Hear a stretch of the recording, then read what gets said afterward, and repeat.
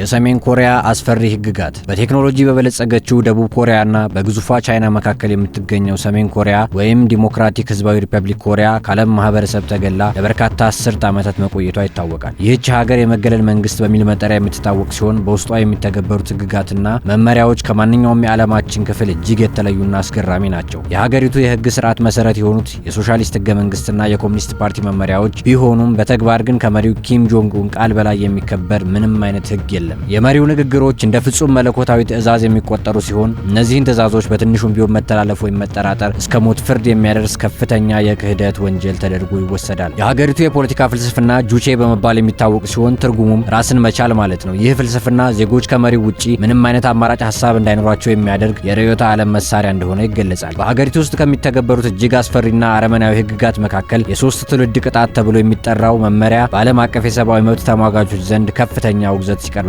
ይስተዋላል። ይህ ህግ አንድ ግለሰብ በፖለቲካ ወይም በሀገር ክህደት ወንጀል ከተከሰሰ ቅጣቱ ግለሰቡ ላይ ብቻ ሳይወሰን ወላጆቹን፣ ልጆቹንና የልጅ ልጆቹን ጭምር እንዲያካትት ያደርጋል። ይህም ማለት አንድ ህፃን አያቱ ፈጽሞታል ተብሎ በሚታመን የፖለቲካ ጥፋት ምክንያት እድሜ ልኩን በማጎሪያ ካምፕ ውስጥ በስቃይ እንዲያድግ ይገደዳል ማለት ነው። ይህ ህግ የተቀረጸው ወንጀለኛው ከነዘሩ መጥፋት አለበት በሚል እሳቤ ሲሆን ይህም ዜጎች ከመንግስት ጋር የሚቃረን ማንኛውንም ሀሳብ እንዳያነሱ ለማድረግና የፍርሃት ድባብ ለመፍጠር ዋነኛው መሳሪያ ሆኖ ለዓመታት አገልግሏል። በእነዚህ ካምፖች ውስጥ የሚፈጸሙ ግፎች እጅግ ዘግናኝ እንደሆኑ የሚገልጹት ከሀገሪቱ በስደት ያመለጡ ዜጎች እስረኞች በቀን እስከ 16 ሰዓት በከባድ የጉልበት ስራ እንዲሰማሩ እንደሚገደዱና በቂ ምግብ እንደማያገኙ ምስክርነታቸውን ይሰጣሉ። ከፖለቲካዊ ገደቦች ባለፈ የሰሜን ኮሪያ ዜጎች የግል ማንነታቸውና ምርጫቸው በመንግስት ቁጥጥር ስር የወደቀ ነው። በሀገሪቱ ውስጥ የፈለጉትን አይነት የፀጉር ስታይል መከተል ፈጽሞ የማይታሰብ ሲሆን መንግስት ለወንዶችና ለሴቶች የፈቀዳቸው የተወሰኑና ተቀባይነት ያላቸው የአቆራረጥ አይነቶች ብቻ በየፀጉር ቤቶቹ ተለጥፈው ይገኛሉ። ከእነዚህ ውጭ ያሉ የፀጉር ስታይሎችን መከተል እንደ ካፒታሊዝም ዝንባሌ ተቆጥሮ ከፍተኛ ቅጣትን ያስከትላል። በተመሳሳይ መልኩ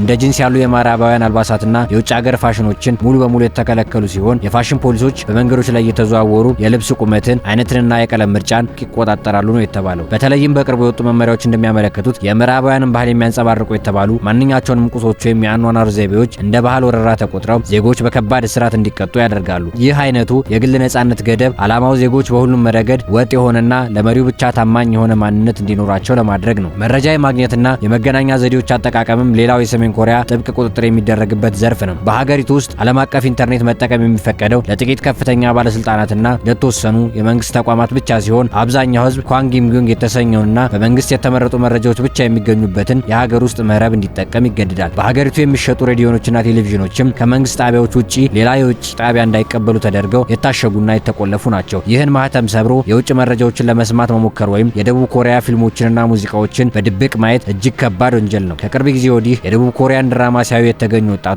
በህዝብ ፊት የሞት ፍርድ ሲፈጸምባቸው የሚያሳዩ ሪፖርቶች መውጣታቸውን የሰሜን ኮሪያ መንግስት የመረጃ ፍሰትን ለመግታት ምን ያህል የጭካኔ እርምጃ እንደሚወስድ ማሳያ ነው። የመንግስት የዜና ማሰራጫዎችም ዜጎች ስለ ውጭው ዓለም ያላቸው ግንዛቤ ተዛባ እንዲሆንና ዓለም በሙሉ የሰሜን ኮሪያ ላይ ጥቃት ለመሰንዘር እያደባ እንደሆነ በመስበክ ህዝቡን በፍርሃት እንዲኖር ያደርጋሉ ነው የተባለው። የመኖሪያና የጉዞ ነጻነትም ቢሆን በሰሜን ኮሪያ ውስጥ እጅግ የተገደበና በከፍተኛ ሁኔታ ክትትል የሚደረግበት ነው። አንድ ዜጋ ከአንዱ ከተማ ወደ ሌላው ለመሄድ ወይም ዘመድ ለመጠየቅ የመንግስት የጉዞ ፈቃድ ማግኘት ያለበት ሲሆን ያለ ፈቃድ መንቀሳቀስ ለከባድ እስራት ይደረጋል። በተለይም ወደ ዋናው ከተማ ፒዮንግያንግ ለመግባት የሚሰጠው ፈቃድ እጅግ አስቸጋሪና ለመንግስት ከፍተኛ ታማኝነት ላላቸው ሰዎች ብቻ የተፈቀደ ነው። በሌላ በኩል ኢንሚንባን የተሰኘው የሰፈር የጥበቃና የስለላ ስርዓት እያንዳንዱ ዜጋ ጎረቤቱ እንዲሰልል ያስገድደዋል። በዚህ ስርዓት መሰረት ማንኛውም ሰው በቤቱ ምን አይነት እንግዳ እንደመጣ፣ ምን አይነት ንግግሮች እንደተደረጉ ወይም በድብቅ የተቀመጡ እቃዎች መኖራቸውን ለባለስልጣናት ሪፖርት የማድረግ ግዴታ አለበት። ይህ አይነቱ የስለላ መዋቅር በዜጎች መካከል እምነት እንዳይኖር በማድረግ ማንኛውም አይነት የመንግስት ተቃውሞ እንዳይቀሰቀስ ትልቅ ሚና ይጫወታል። እንዲያውም ኢንሚንባን በቤቶች ውስጥ የሚደረጉ ጥቃቅን እንቅስቃሴዎችን ሳይቀር ስለሚከታተል ዜጎች በቤታቸው ውስጥ እንኳን የነጻነት ስሜት እንዳይሰማቸው እንደሚያደርግ እየተገለጸ ነው። በመጨረሻም የሃይማኖትና የእምነት ነጻነት በሀገሪቱ ውስጥ ፈጽሞ የማይታሰብ ጉዳይ ሆኗል። ምንም እንኳን የሀገሪቱ ህገ መንግስት የእምነት ነጻነትን ቢጠቅስም በተግባር ግን ብቸኛው አምልኮ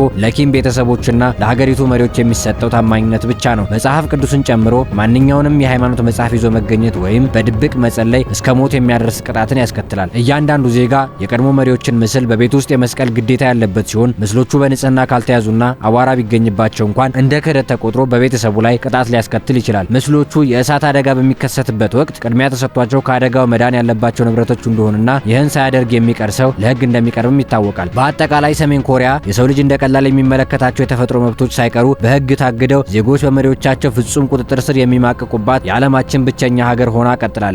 ይህ ሁኔታም ለበርካታ ዓመታት የዓለም አቀፉ ማህበረሰብ ያሳሰበ ጉዳይ ሆኖ መቆየቱ እየተገለጸ ነው።